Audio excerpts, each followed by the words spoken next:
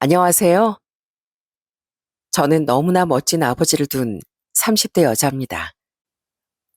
세상 많은 자식이 그렇듯 저도 어릴 땐 몰랐습니다. 부모님은 언제나 같은 자리에 계실 줄 알았거든요. 하지만 요즘같이 부모님의 빈자리가 유독 더 느껴지는 날엔 다시는 돌아오지 않을 그 따뜻했던 시절이 자꾸 그리워지네요. 오늘 사연을 적으면서 그리운 아버지를 추억해 봅니다. 저희 아버진 제가 아주 어렸을 때부터 중국집을 운영하셨습니다. 아버지의 손은 늘 상처투성이에 뜨거운 펜에 댄 흔적들이 가득했지만 저는 그 두툼하고 따뜻한 손을 참 좋아했습니다. 아버진 가게 일로 항상 바쁘셨지만 원체 정이 많고 상냥하신 성격이라 딸인 저에게도 손님들에게도 늘 다정하셨습니다. 주문하신 짜장면 2그릇 나왔습니다. 오늘 군 만드는 서비스예요. 드시고 모자라면 편하게 말씀하시고요. 아유, 사장님. 저희가 탕수육을 시킨 것도 아니고 짜장면만 시켰는데 서비스를 주세요? 이러다 땅 파서 장사하시겠어요. 그런데 이런 아버지를 못마땅해 하는 딱 한 사람이 있었습니다. 그건 바로 저희 엄마였어요. 엄만 아버지의 직업, 성격, 말투 하나하나까지 다 트집을 잡곤 했습니다. 아니, 맨날 그렇게 서비스 준다고 가게 음식을 공짜로 주면 우린 뭐 먹고 살아? 그리고 당신한테 기름 찌든 내 나니까 집에 올 때 그 탈취제 좀 뿌리고 오라니까. 아휴, 중국집 기름 냄새 아주 지겨워 죽겠네. 아이, 당신 나 뭐 하는 사람인 줄 모르고 결혼했어? 그리고 자주 오른 단골들한테 군만두 몇 개 챙겨준 게 뭐가 그렇게 문제라고. 그 단골네 막내 아들이 많이 아프다잖아. 기분 전환한다고 가끔 짜장면 먹으러 온다는데 내가 당연히 챙겨줘야지. 이렇게 부모님은 아주 사소한 문제들로 날마다 싸우셨습니다. 엄만 엄마대로 늘 바쁘고 가족보다 손님들을 더 챙기는 아버지가 못마땅했고 아버진 매번 불평불만인 엄마가 답답했을 겁니다. 딸인 제가 보기에도 두 분은 성격 차이가 심했어요. 부모님은 결국엔 제가 중학생이던 때 이혼을 선택하셨습니다. 엄만 동네 입구까지 따라 나와 엉엉 우는 절 매정하게 뿌리치고 떠나버렸어요. 나중에 들은 소식인데 엄만 아버지와 이혼하고 5년 후에 재혼을 하셨대요. 지금까지 연락 한 번 없으신 걸 보면 새로 만든 가정에서 잘 지내고 계시겠죠? 우리 딸 오늘도 혼자 심심했지? 아빠가 너무 늦어서 미안하다. 늦은 저녁에 이자 첫 끼를 해결한다고 오신 손님을 그냥 보낼 수가 있어야지. 괜찮아요, 아빠. 나도 오늘 친구들이랑 늦게까지 놀이터에서 놀았어요. 이것 봐, 아빠 얼굴도 그렸다? 이건 뜨거운 불 앞에서 짜장면 만드는 아빠예요. 엄마가 떠난 이후에 전 혼자 있는 시간이 많아졌습니다. 학교 끝나고 아버지 가게에 있을 때도 있었지만 대부분 집에 혼자 있거나 놀이터에 나가 친구들과 시간을 보냈어요. 그땐 혼자 놀이터에 나가도 같이 놀 친구들이 많았거든요. 야, 그러면 여기 전봇대 먼저 오면 20점이야. 그리고 선 안에 들어오면 10점. 꼴찌는 마이너스 10점. 알겠지? 그러면 다 계산하면 너 아까 꼴찌 2번 하고 지금 한 번 1등 했으니까 빵점이야. 쟤는 10점, 난 20점. 우와, 너 계산 되게 잘한다. 완전 수학 천재잖아. 아닌가? 수학 귀신인가? 그 중에 한 명은 계산을 잘하고 얼굴이 하얀 편이라 별명이 수학 귀신이었어요. 수학 귀신은 저와 같은 초등학교, 같은 동네에 사는 남자애였는데 같은 반이 된 적은 한 번도 없지만 놀이터에서 늘 만나는 녀석이었습니다. 넌 왜 맨날 놀이터에 있어? 부모님께 안 혼나? 우리 아빠 너무 바빠서 내가 여기에서 노는지도 모를 거야. 우리 아빠도 그래. 맨날 일하느라 바쁘셔서 얼굴 보기도 힘들어. 그래도 우리 엄만 내가 숙제만 다 하면 언제든지 놀고 와도 괜찮다고 하셔. 그러다 제가 중학교에 가면서 기숙사 학교를 들어가는 바람에 놀이터의 추억은 자연스럽게 잊혀져 갔습니다. 다들 그렇듯이 자세히는 기억이 안 나지만 어릴 때 참 재밌던 기억 하나 정도로 남았어요. 그렇게 대학까지 졸업하고 어른이 된 전 아버지 댁에 왔다가 오랜만에 동네 놀이터를 지나게 되었습니다. 우와, 이 그네가 아직도 있네? 예전엔 이 그네에 앉으면 바닥에 다리가 안 닿았었는데 이젠 질질 아주 끌리네. 오랜만에 오니까 참 좋다. 어? 너 혹시 3반 군만도 아니야? 너 맞지? 그런데 그때 누군가 아주 어릴 적 제 별명을 부르며 다가왔습니다.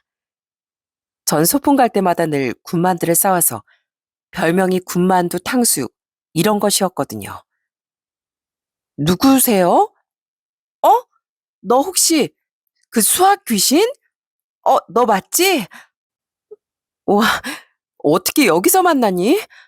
진짜 오랜만이다 얘. 제 별명을 반갑게 부른 사람은 바로 저와 함께 놀이터를 주름잡던 그 수학 귀신이었어요. 너무 오래전 추억이라 얼굴이 흐릿하게 기억났는데 목소리를 들으니까 딱 알겠더라고요. 거의 20년 만에 다시 만난 저희들은 오랜만에 만난 어색함도 있고 어릴 때처럼 그네에 앉아 몇 시간이고 대화를 나눴습니다. 하도 수학 귀신이라고만 불러서 이름도 기억이 잘 안 났는데 얘기를 나누다 보니 그 시절 추억이 새록새록 떠올랐어요. 너희 아버님 아직도 중국집 운영하시지? 어릴 때 무슨 날만 되면 거기서 맨날 짜장면 먹었는데 말이야. 아버님이 내가 너랑 같은 학교인 거 아시고 탕수육도 서비스로 막 주시고 그랬어. 우리 아빠 서비스 잘 주시는 거 하나는 기가 막혔지 뭐. 지금도 여전하셔. 너희 부모님도 잘 지내시지? 그때 무슨 사업하신다고 했던 것 같은데? 저흰 한참 수다를 떨다가 늦은 밤이 되어서야 서서히 일어날 준비를 했습니다. 수학 귀신, 그러니까 지철인 제게 이대로 헤어지기 아쉽다며 제 번호를 물어보았고 그날의 우연한 만남을 계기로 저흰 꽤 자주 연락을 주고받았어요. 그러다 서로의 마음이 통하는 걸 확인하고 연인 사이로 발전하게 되었고요. 우린 서로 떨어져 있던 시간이 길었지만 역시 한 동네에서 같이 자란 사이인지라 통하는 게 아주 많았습니다. 서로 입맛도 비슷하고 취향도 쌍둥이처럼 똑같았어요. 우리 동네에 유명한 떡볶이 집이 두 군데였잖아. 난 그 짜장 떡볶이 파는 집이 더 맛있었는데 애들은 매운 떡볶이 집을 더 좋아하더라. 나도 네가 말한 가게가 더 맛있었어. 난 아빠 덕분에 맨날 짜장면을 먹었어도 그 집이 더 맛있던데. 역시 우리 둘은 잘 통한다니까. 이러다 보니 결혼까지 생각하는 것도 아주 일사천리였습니다. 양가 부모님도 서로에 대해 잘 알고 계셔서 상견례 자린 그야말로 동창회 같은 분위기였어요. 아이고, 우리 강 사장을 정말 오랜만에 뵙습니다. 아니지, 이젠 사돈 어르신이라고 불러야겠죠? 애들 덕분에 옛 동네 사람들이 다 모였네요. 그러게 말입니다. 이 녀석 둘이 짝꿍으로 맺어질 줄 상상도 못했어요. 사돈께서도 여전히 잘 지내시죠? 사부인도 여전하십니다, 그려. 어릴 때 둘이 맨날 놀이터에 나가 살더니만 이렇게 인연이 되려고 그랬나 봐요. 우리 며느리 효은인 어릴 때도 깜찍하더니 숙녀가 되니까 더 예쁘네. 양가 부모님은 오랜만에 만난 자리를 저희보다 더 반가워하셨어요. 저희 시부는 예전에 남편에게 들었던 것처럼 여전히 사업을 하시느라 집을 비우는 시간이 많았습니다. 그래도 성격이 워낙 호탕하신 편이라 동네에서 돈 많고 목소리 큰 아저씨로 유명했는데요. 세월이 지난 그때도 여전히 시원시원하게 돈을 잘 쓰셨어요. 저는 상견례 자리에서 예비 시부에게 용돈도 받았다니까요. 예, 효은아. 아니, 며느라가 이거 받거라. 이 돈으로 아버님 택시로 집까지 모셔다 드려라. 너도 맛있는 거 사 먹고. 호탕하신 시부는 저희가 결혼할 때도 신혼집에 보태라며 무려 1억을 주셨어요. 자, 이거 바꿔라. 신혼집 구하는데 보탰으면 좋겠구나. 네 시어머니가 예전부터 나한테 저축 좀 하고 살라고 그렇게 잔소리였는데 내가 너희들 줄 돈은 이렇게 따로 모아뒀다. 네 시모는 그것도 모르고 공연히 트집을 잡았지만 내가 그렇게 책임감 없는 사람이 아니라고. 아이고, 아이 누가 보면 내가 바가지 꽤나 긁는 줄 알겠네.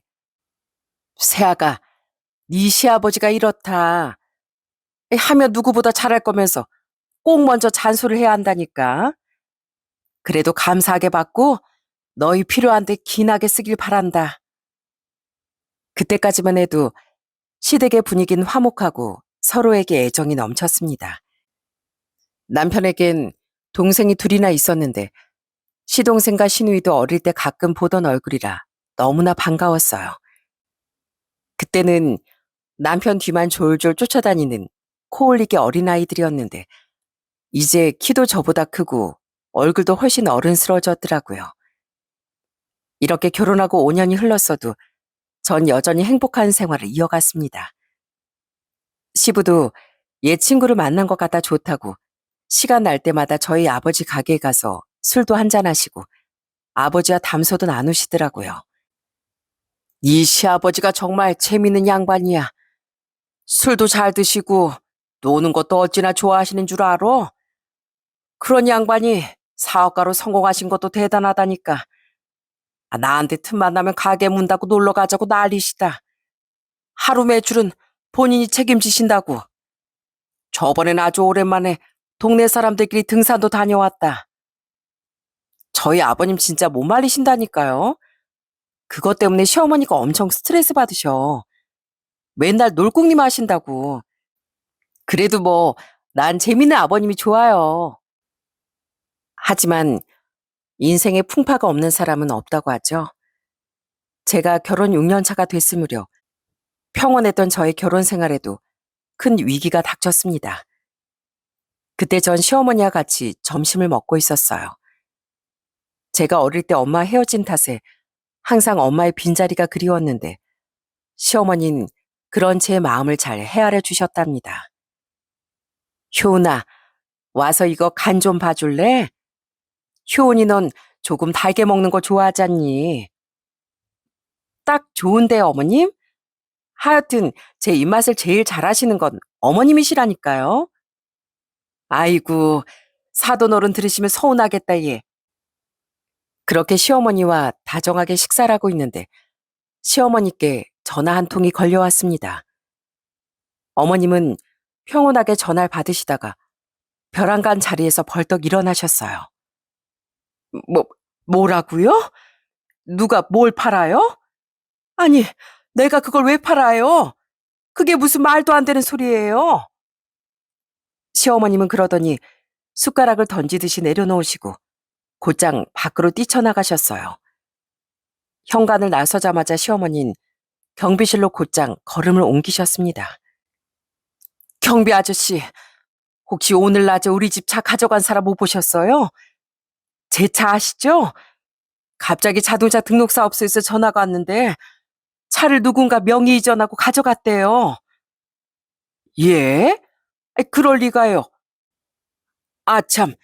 오늘 오전에 와서 차를 가져가는 건 봤는데 그때 사장님이 옆에 계셔서 사모님이 전화 아시는 줄 알았는데요. 설마 모르셨어요? 알고 보니 시부가 시어머니와 상의도 없이 어머님의 차를 팔아버린 거였습니다. 시부가 아무리 장난기가 많아도 그럴 뿐이 아니었는데 무슨 일인가 싶어서 시어머니는 다급하게 시부에게 전화를 걸었어요. 여보, 내가 지금 너무 황당한 소리를 들었는데 당신 혹시 내 차 팔았어? 대체 왜? 나한테 말도 없이. 시부가 전화를 받자마자 시어머니는 목소리를 높이셨고 시부는 잠시 침묵하다가 도리어 짜증을 내며 대답하셨어요. 그게 말이야. 내가 저녁 때 가서 말하려고 했는데 사실 내가 급한 돈이 좀 필요했어. 차는 다음에 꼭 다시 사줄게. 당신 요즘 운전도 잘 안 하잖아. 아무리 그래도 그렇지. 나하고 한마디 상의도 없이 팔아버리면 어떡해? 당신 요즘 무슨 일 있는 거야? 나중에 손주들 태어나면 차로 픽업 다니 하는데 어쩔 거야? 그게 몇 년 뒤 일인데 그걸 왜 벌써 걱정해? 난 지금 당장 죽게 생겼는데. 아무튼 나 바빠. 이따 얘기해. 끊어. 도리어 시부가 적반하장으로 나오자 시어머니도 저도 모두 어안이 벙벙해서 한동안 눈만 껌뻑이고 있었습니다. 시부는 정말 수상하게도 그 이후로 어머니께 생활비도 주지 않고 오히려 집에 있는 돈을 야금야금 가져가서 쓰기 시작했어요. 그래서 시어머님의 한숨도 깊어지셨죠. 아이고, 저 사람이 왜 저러는 줄 모르겠네, 정말. 나한테 말도 안 하고 저금통에 돈 빼가듯이 야금야금 가져다 쓰는 게 아주 한장하겠어. 혹시 네 시아버지 노름이라도 하는 거 아니야? 에이, 설마요. 아버님이 사업 때문에 얼마나 바쁘신데 설마 그러시겠어요. 나중에 분명히 무슨 일인지 다 말씀해 주실 거예요. 그러니 우리 조금만 더 기다려봐요. 하지만 시부가 시누이가 시집갈 때 주려고 시어머님이 모아두었던 돈에도 손을 대기 시작하자 사태는 걷잡을 수 없을 만큼 심각해졌습니다. 시부가 시어머님 말씀은 들은 척도 안 하니 결국엔 장남인 남편이 나설 수밖에 없었죠. 아버지, 요즘 대체 왜 그러시는 거예요? 지영이 결혼할 때 쓸 돈까지 손대셨다면서요? 혹시 아버지 회사가 많이 어려우신 거예요? 그런 거라면 차라리 말씀을 해주세요. 너 지금 애비를 가르치려고 드는 거야? 그리고 따지고 보면 그 돈도 다 내 돈인데 내가 내 돈 쓰겠다는데 다들 말들이 많어. 하우, 아버지, 혹시 도박 같은 거 하시는 거 아니죠? 아버지 예전부터 친구분들이랑 화투 잘 치셨잖아요. 남편은 설마 하는 마음으로 물었다고 했습니다. 하지만 시부가 갑자기 손을 떨고 헛기침을 하는 걸 보고 설마 했던 그 도박이 맞구나 싶었죠. 아버지, 진짜 도박하세요? 대체 생각이 있으신 거예요? 아버지, 말씀 좀 해보세요. 진짜 노름하시는 거 맞냐고요? 그래, 했다. 좀 했어. 그게 뭐 그렇게 잘못이야? 남자가 살다 보면 화투도 칠 수 있지. 사업하는 사람들 원래 다 해. 네가 뭘 알아?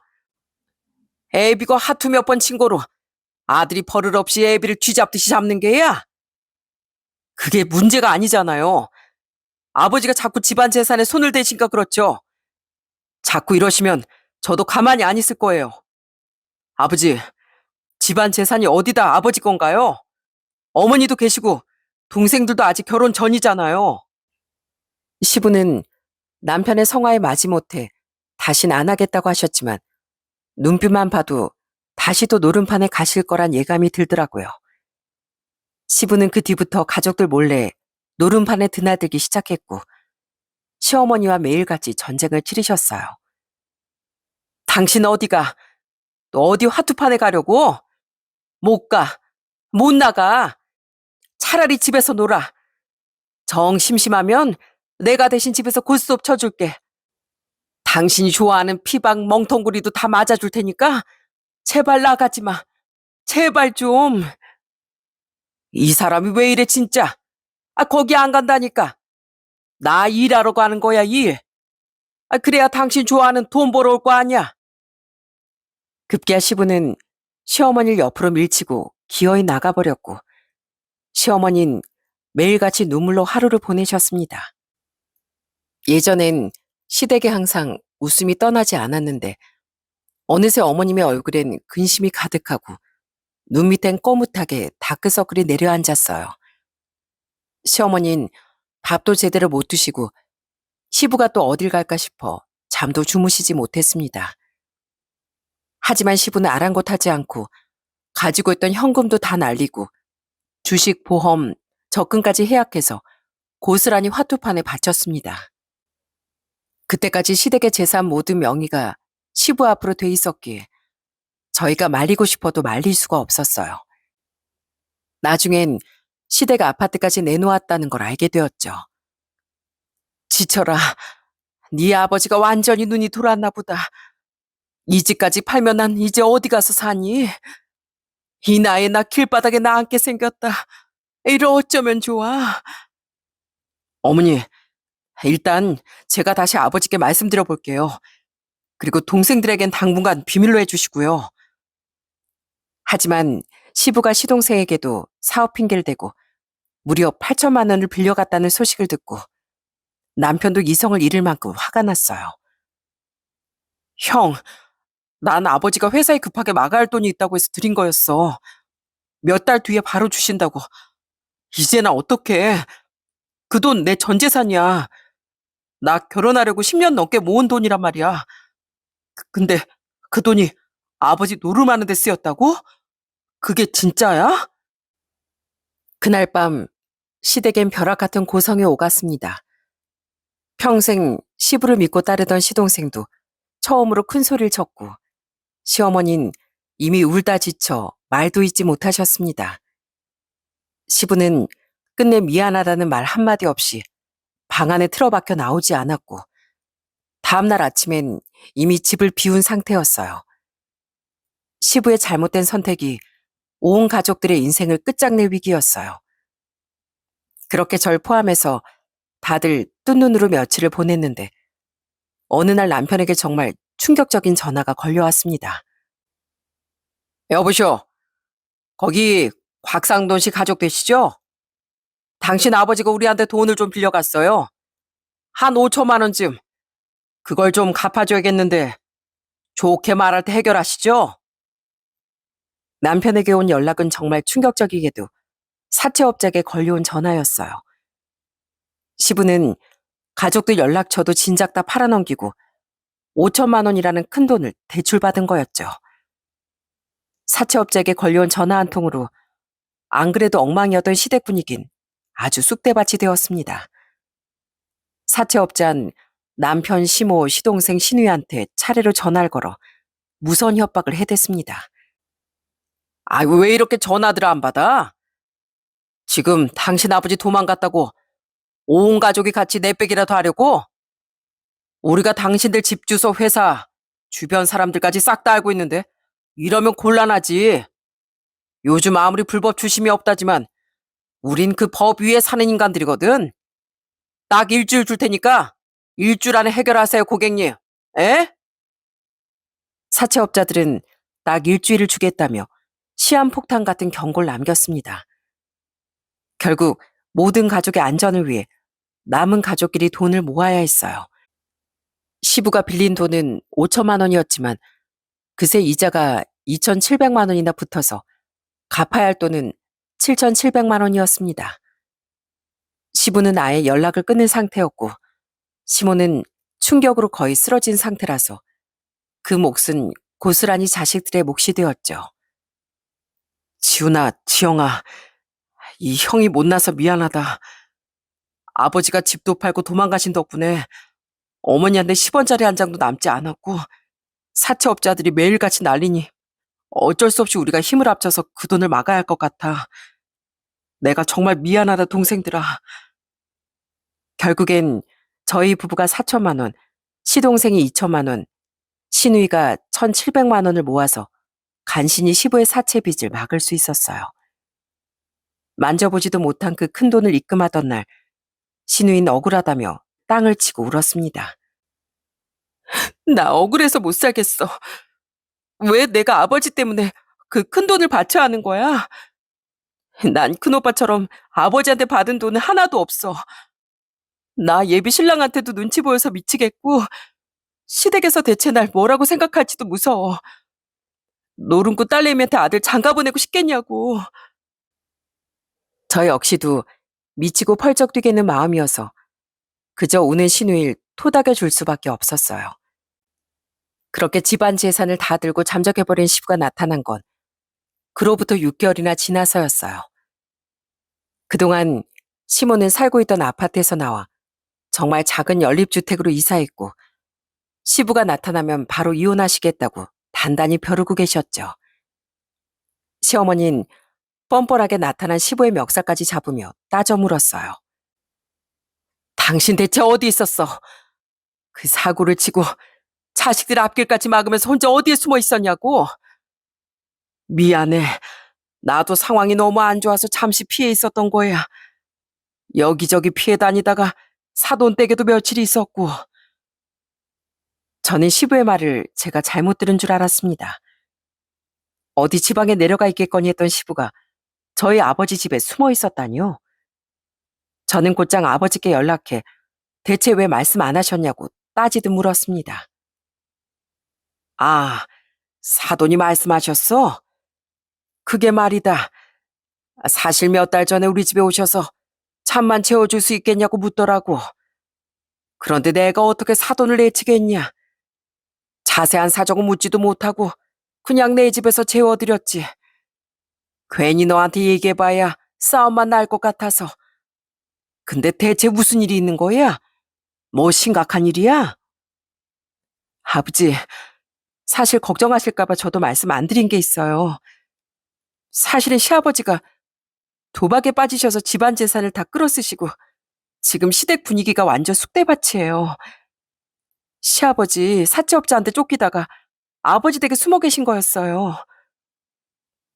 아버진 제 말을 듣고 너무나 크게 놀라시며 더더욱 경악스러운 말씀을 하셨습니다. 정말 사돈이 그랬다고? 난 그것도 모르고 사실 사돈이 사업체에 큰 문제가 생겼다고 돈을 빌려달라고 하셨다. 한 2천만 원 정도. 네? 정말요? 그래서 아버지 그 돈 주셨어요? 주신 건 아니죠? 제발 아니라고 해주세요. 이걸 어쩌냐. 난 사정이 하도 급하다고 하시니까 드렸지. 너희 시부모님이 널 정말 아끼고 잘해주셨잖니. 그래서 난 철석같이 믿고 돈을 해줬단 말이다. 아이고, 도박이 이래서 무서운 거다. 그렇게 성실하고 활기찼던 양반이 왜 그 지경이 됐을꼬? 끝을 모르는 시부의 만행이 결국 저희 친정 아버지에게도 손해를 끼쳤다는 소리를 듣고 시어머니는 시부와 당장 이혼하겠다며 집으로 찾아온 시부를 쫓아내버렸습니다. 나가, 당장 나가. 여기 당신 재산 아무것도 없어. 당신이 번 돈, 당신이 다 해먹었잖아. 어떻게 사람이 수치를 모르고 사돈댁에 돈을 빌려? 네가 그러고도 인간이야? 내가 그동안 당신 열심히 산 거 아니까 참고 또 참았어. 그런데 어떻게 인간이 이 지경까지 망가질 수가 있어? 어떻게 이 정도로 밑바닥까지 추락할 수가 있냐고. 시어머니는 오랫동안 품고만 계셨던 이혼 서류를 시부 앞에 던져버렸고 그렇게 시부모님의 30년 결혼 생활은 끝이 나고 말았습니다. 남편은 저와 아버지께 얼굴을 들지 못하게 죄송하다며 몇 번이고 울면서 사과를 했어요. 장인어른, 정말 죄송합니다. 저희 아버지가 빌려가신 돈은 제가 다 갚겠습니다. 효은이한테도 너무 미안해서 제가 딱 죽고 싶은 심정이에요. 모든 게 다 제 잘못 같고 어떻게 해야 할지 모르겠습니다. 정말 죄송합니다. 이 사람아, 그만 울고 얼굴 좀 들어보게. 자네한테 무슨 잘못이 있겠는가? 내가 제대로 알아보지도 못하고 사돈한테 돈을 덜컥 준 게 잘못이지. 나도 인생 공부했다고 치고 묻고 넘어가겠네. 그러니 자네도 너무 자책하지 말게. 그리고 기운 내게. 다정하신 저희 아버지는 오히려 우는 남편을 친아들처럼 달래주셨어요. 그렇게 시부는 집에서 쫓겨나 어디론가 떠났고 시댁 식구들은 시부의 모든 연락을 받지 않았어요. 그렇게 2년의 세월이 흘렀습니다. 저는 그 사이 아이를 낳았죠. 시동생과 시누이도 다행히 결혼했고요. 그래도 다들 말은 안 하지만 마음 한구석엔 무거운 짐을 안고 있었습니다. 그 무렵 저도 아이 낳고 몸을 어느 정도 회복해 회사 복직을 앞두고 있었어요. 복직하면 또 바빠질 것 같아서 아버지 얼굴이나 뵈러 연락도 없이 아버지 가게로 찾아갔죠. 그리고 거기서 정말 마주치고 싶지 않은 얼굴과 마주치고 말았습니다. 아니, 아버님, 아버님이 왜 여기 계세요? 아니, 언제부터 저희 아버지 가게 찾아오신 거예요? 세아가 오랜만이다. 그래, 잘 지냈니? 아이 낳았다는 소식은 들었다. 제가 정말 꿈에서도 보기 싫었던 시부를 저희 아버지 가게에서 보고만 것이었습니다. 보니까 시부는 홀 서빙을 하며 앞치마까지 하고 가게를 돕고 있더라고요. 딱 봐도 정 많은 저희 아버지 작품인 것 같았습니다. 아버지도 제가 가게 온 걸 보고 깜짝 놀라시더군요. 아이고, 효은아, 넌 말을 좀 하고 오지. 그게 말이다. 내가 다 설명하마. 아버진 시부의 눈치를 잠시 보시더니 제 손을 이끌고 가게 옆 공터로 향하셨어요. 전 아버지께 따져 물었죠. 아빠, 왜 또 시아버지 가게에 들이셨어요? 저번에 무슨 일이 있었는지 벌써 잊으셨어요? 아버지가 정이 많은 건 알겠지만 이건 아니죠. 그러다 시아버지가 아버지께 또 무슨 사기를 칠 줄 알고요. 효은아, 진정 좀 해라. 네 마음은 알겠지만 그래도 어른한테 그렇게 말하면 못 써. 내가 사돈한테 얘기를 들어보니 사부인하고 이혼하고 집에서도 쫓겨난 뒤로 정말 정신 차렸단다. 이제 화툰 보기만 해도 손이 떨린다고 하더구나. 사부인가 너희한테 너무 미안하다고 꺼이꺼이 우시는 걸 내가 여기 계시라고 한 거다. 안 그래도 가게를 보기 힘들었는데 와서 일 좀 도와주시라고. 아버진 시부에게 숙식을 제공해드리는 대신 가게를 도와달라고 부탁하셨답니다. 하지만 아버지가 조금이라도 일당을 챙겨주실 거라는 건 안 봐도 뻔했어요. 시부도 계속 절 보고 안절부절 못하며 이제 다신 그런 일 없을 거라고 매달리셨습니다. 세아가, 나 정말 정신 차렸다. 나 마지막으로 한 번만 믿어주면 안 되겠니? 내가 진짜 맹세할 수 있어. 나 지금 착실하게 사돈 가게를 도우면서 얌전하게 지낸다.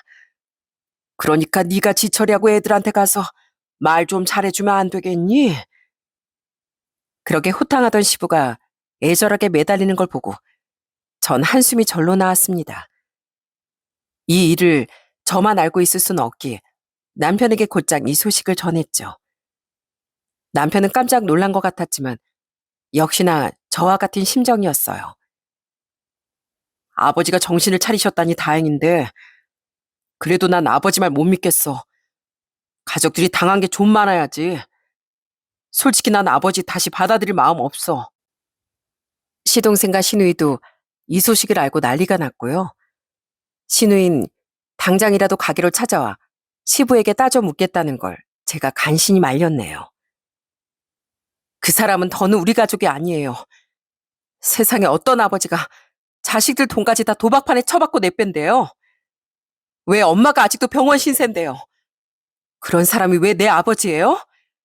아버지 한 사람 때문에 우리 집이 어떻게 됐는데요? 저는 신우의 반응이 이해가 갔습니다. 저렇게 말하면서도 신우의 가슴이 얼마나 아팠겠어요. 저희 아버지도 그 마음이 이해가 간다며 안타까워하셨습니다. 우리 사위하고 사돈 처녀 총각 마음은 이해가 간다만 그래도 옛말에 죄는 미워해도 사람은 미워하지 말라고 했다. 우리 사돈 양반이 가진 것도 다 잃고 자식들마저 외면하면 어떻게 남은 인생을 살아가겠니? 그래도 마지막까지 있어주는 게 가족이잖니. 하지만 남편도 워낙 시부에게 받은 상처가 커서 이번엔 아버지의 말씀을 받아들이지 못했습니다. 장인어른, 어떤 말씀이신지 압니다. 하지만 아직 제 마음이 아버지를 받아들이지 못합니다. 제가 얼마나 힘들었는 줄 아세요?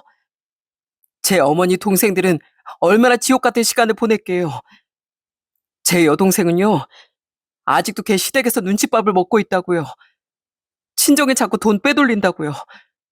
제 남동생도 원룸에서 신혼생활 시작했고요. 남편은 급기야 아버지 앞에서 눈물까지 보였습니다. 아버진 연신 미안하다며 남편을 달랬어요. 미안하네, 미안해. 내가 자네 마음 모르는 게 아니야. 내 말 너무 서운하게 듣지 말게나. 자네가 집안의 장남으로서 얼마나 마음고생이 심했겠나. 내가 괜히 주제 넘은 말을 한 것 같네. 용서하게나.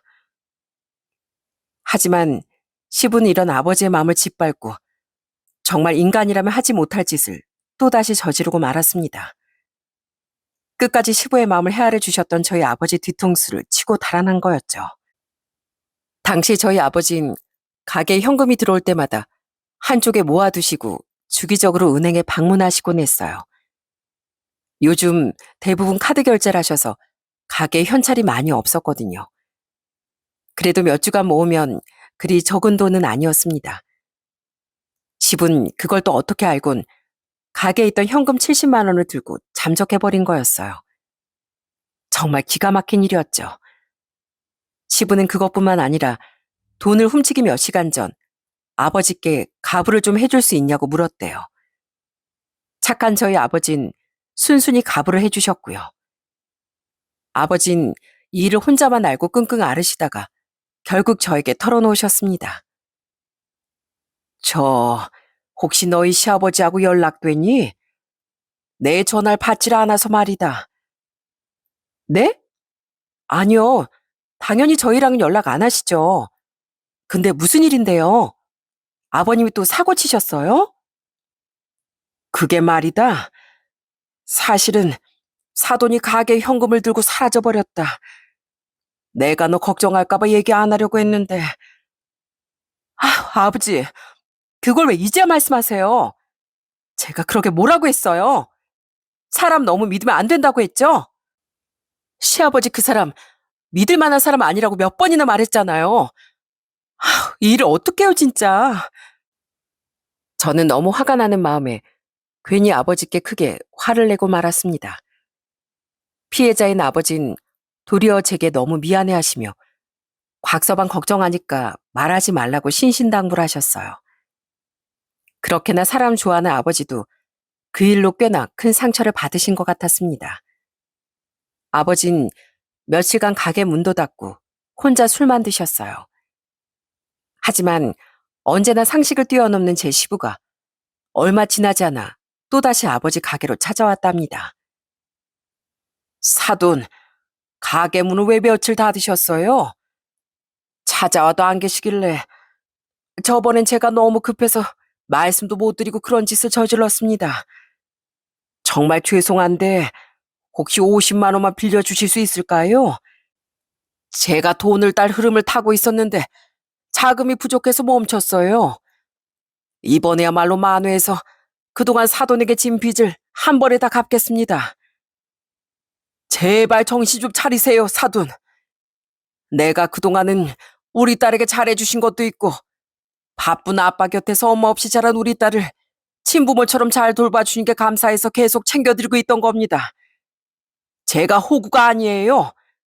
대체 왜 그러고 사십니까? 자식들이 힘들어하는 건 안 보이세요? 제발 좀 인간답게 사세요. 인간답게. 순하고 정 많은 저희 아버진 극대노하시며 당장 시부를 쫓아내버렸습니다. 저희 아버지가 오죽했으면 그러셨겠어요. 믿었던 저희 아버지에게 쫓겨난 시부는 늘 그랬듯 또다시 종적을 감췄습니다. 아마 어디 도박판을 전전하고 계셨겠죠. 그렇게 폭풍전야 같은 1년의 세월이 또다시 흘렀어요. 전 아이 키우기에 바빠 시부 같은 사람은 애써 있고 먹고 사는 데만 신경 쓰며 지냈습니다. 남편도 말수가 부쩍 줄었고 시부 이야긴 아예 꺼내지도 않았어요. 그렇게 겉으론 평온한 시간을 보내는 것 같던 어느 날 갑자기 모르는 번호로 전화가 걸려왔어요. 전 시부 때문에 모르는 번호만 봐도 심장이 떨려왔습니다. 그때도 이상한 기분이 들길래 조금 망설이다가 전화를 받았어요. 그런데 제게 전화를 건 사람은 뜻밖의 아버지 가게에서 오랫동안 배달 일을 하셨던 아저씨였습니다. 아이고, 효나, 너 지금 당장 병원으로 와야겠다. 사장님이 갑자기 쓰러지셨어. 내가 배달 갔다 왔는데 사장님이 안 보이시길래 찾아봤더니 글쎄 주방에 쓰러져 계시더라. 지금 급하게 병원으로 이송하긴 했는데. 그건 바로 저희 아버지가 가게에서 쓰러지셨다는 소식이었어요. 저는 청천벽력 같은 소식에 너무 놀라 곧장 아버지가 계신다는 병원으로 향했습니다. 제가 병원에 도착했을 땐 아버진 벌써 수술실에 들어가 계셨어요. 자세한 상황을 들어보니 아버진 갑작스런 뇌출혈로 쓰러지신 모양이었어요. 그렇게 아버진 두개골을 여는 대수술까지 받으셨고 장작 10시간이 넘는 수술을 견디셔야 했습니다. 아버지, 아빠, 조금만 버텨주세요. 제발요. 저 아빠 없는 세상은 상상도 못해요. 제가 화내고 짜증낸 거 죄송해요. 그러니까 조금만, 제발 조금만 더 힘을 내주세요. 나 정말 아빠 없이 못 산다고요. 수술실 앞에서 몇 시간을 발만 동동 구르며 기다리던 전 온몸에 힘이 풀릴 정도로 지쳐 있었어요. 시간은 어느덧 밤을 넘어 새벽으로 향하고 있었고 수술은 벌써 10시간째 이어지고 있었죠.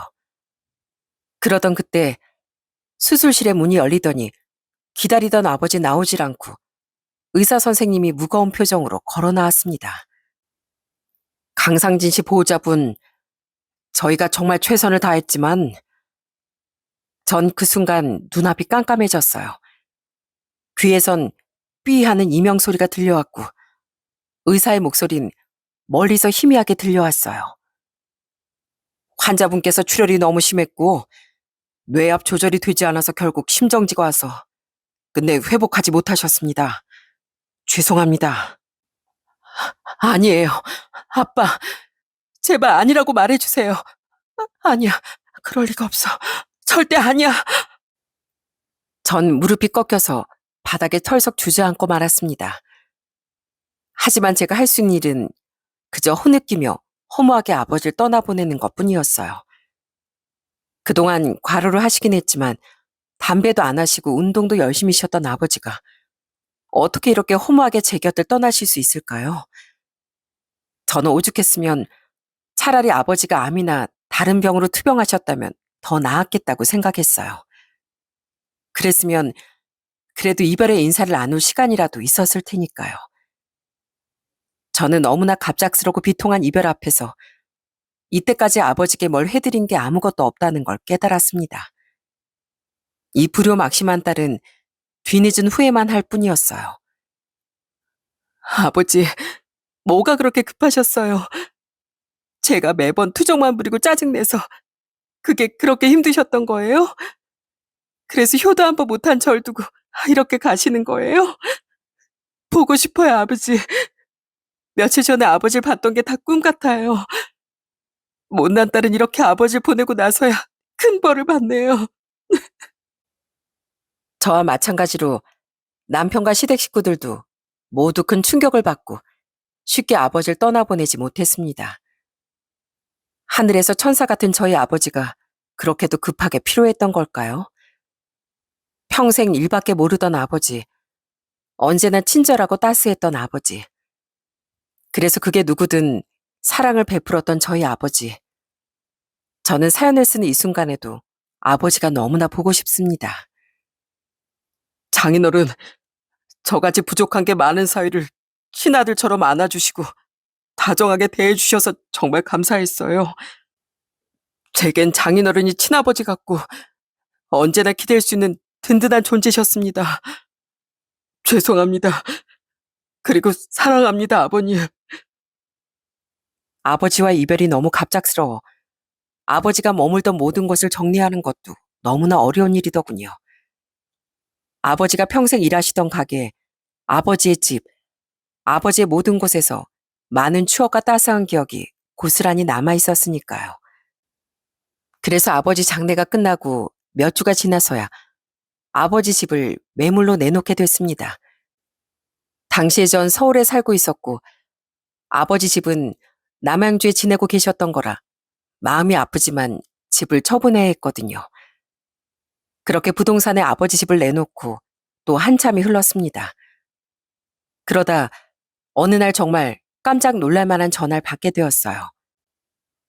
안녕하세요. 부동산입니다. 집 내놓으셨죠?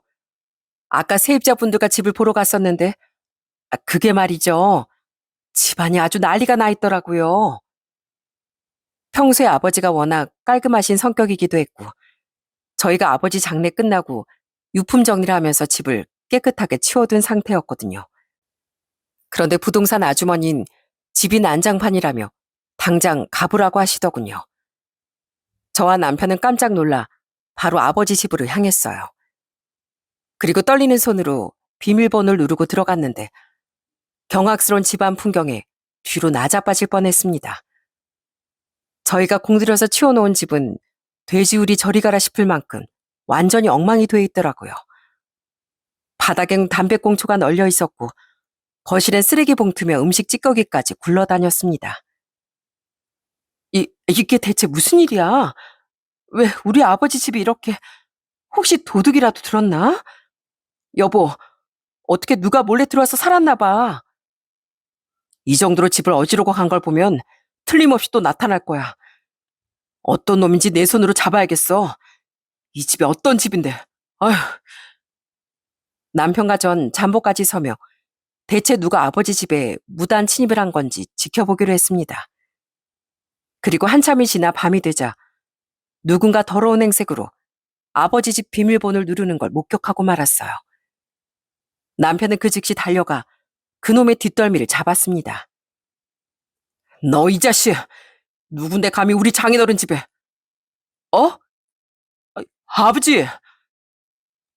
하지만 남편의 입에서 나온 이름은 정말 끔찍이도 듣기 싫은 그 이름이었습니다. 알고 보니 갈 곳이 없었던 시부가 저희 아버지 집을 몰래 드나들고 있던 겁니다. 아버지 댁이 한적한 외곽이기도 했고 저희가 자주 드나들지 않는다는 걸 알고 이런 만행을 저지른 거였죠. 그게 말이다. 내 말 좀 들어다오. 내가 너무 춥고 배고픈데 갈 곳이 없어서 그랬어. 평소에 사돈께서 잠도 재워주셨으니까 나도 이러고 싶지 않았는데 그렇다고 길바닥에 잘 수는 없지 않냐. 이건 사돈도 이해해 주실 거야. 이해요? 당신이 지금 무슨 말 하고 있는지 나 알아요? 당신이 그동안 어떤 짓을 했는데. 장인어른께서 아버지 때문에 얼마나 마음고생을 하셨는데요. 장인어른 돌아가신 거 몰라요? 일하다가 쓰러지신 거 진짜 모르냐고요. 그거 다 아버지 때문이에요. 그런데 어떻게 이 집에 당신이 어떻게 발을 들여? 어떻게? 당신 정말 사람이에요? 내가 그동안 당신을 아버지로 생각하려고 얼마나 노력했는지 아세요? 근데 정말 끝이에요, 끝. 이번 생엔 우리 다시 만나지 말아요. 다신 내 앞에 나타나지 말라고요. 제발 당신이 인간이라면. 남편은 오열하며 시부의 멱살을 잡아 끌었습니다. 시부는 남편에게 끌려가면서도 어떻게 아들이 아버지에게 그런 소리를 할 수 있냐고 소리쳤어요. 남편은 지갑에 있던 현금을 모두 꺼내 시부의 손에 쥐어주곤 시부를 아파트 입구에 던져버리고 곧장 그 자리를 떠났습니다. 시부는 남편이 준 돈을 세어보는 듯 하더니 불이 나게 도망쳤고요. 미안해 여보. 저런 인간의 자식인 게 미안하고 장인어른 가시는 길까지 이렇게 큰 모욕을 드려서 미안해. 나 용서하지 마 여보. 난 평생 용서받을 자격도 없어. 전 그저 너무나 작아진 남편의 어깨를 끌어안았습니다. 저 역시 눈물이 앞을 가렸지만 자꾸만 떨려오는 남편의 어깨가 더욱 가슴 아팠어요. 미안해하지 마. 우리 아빠 어떤 사람인 줄 알지? 아마 아빠가 아셨다면 그래도 추운데 잠은 재워드리라고 하셨을 거야. 당신 잘못 하나도 없어. 그러니까 울지 마. 어? 저는 이 일은 우리 부부만의 일로 묻기로 했습니다. 시어머니도 몸이 너무나 안 좋으셨고 애써 마음을 다잡고 사는 시동생 신우일, 더는 속상하게 하고 싶지도 않았거든요. 그 일이 저희 아버지가 시부에게 베푸는 마지막 온정이었는지 그 일이 있고 며칠 지나지 않아 아버지 집은 좋은 분들에게 팔리게 되었어요. 저희 아버지도 참 마지막까지 시부를 품어주고 가셨네요. 지금 저희 부부는 아이를 둘이나 낳고 정말 평범하지만 소중한 하루하루를 살아가고 있답니다. 아이들이 뛰노는 웃음소리에 가끔은 저희 아버지가 계셨다면 얼마나 좋아하셨을까 상상하곤 해요. 시간이 아무리 흘러도 아버지의 빈자리 늘 크고 그립습니다. 시부는 그 뒤로 전혀 연락도 되지 않고 어디 가서 뭘 하고 계시는지 알 수도 없어요. 저희 시부도 처음부터 그런 인간 쓰레기는 아니었는데 분명 인정 많고 호쾌하신 분이었는데 어쩌다 그렇게 됐는지 모르겠습니다. 그저 도박이 그렇게나 무섭다고 생각하고 있네요. 요즘 가끔 시어머님을 찾아뵙는데 그래도 어머님도 건강을 많이 회복하시고 일상을 잘 살아가고 계세요. 그래도 손주들을 볼 때면 어머님이 유독 웃음이 많아지시고 그 웃음소리 들을 때마다 전 또 한 번 가족이란 존재가 참 위대한 거구나 싶습니다. 부디 제 아이들만큼은 누군가 인생을 무너뜨리는 도박 같은 유혹에 절대 휘둘리지 않고 평범하지만 성실하게 자기 앞가림을 잘 해나가는 사람으로 자라나길 간절히 바랄 뿐입니다. 저희 또한 그렇게 살아갈 거고요. 그럼 이만 제 사연을 마치도록 하겠습니다. 들어주셔 정말 감사합니다.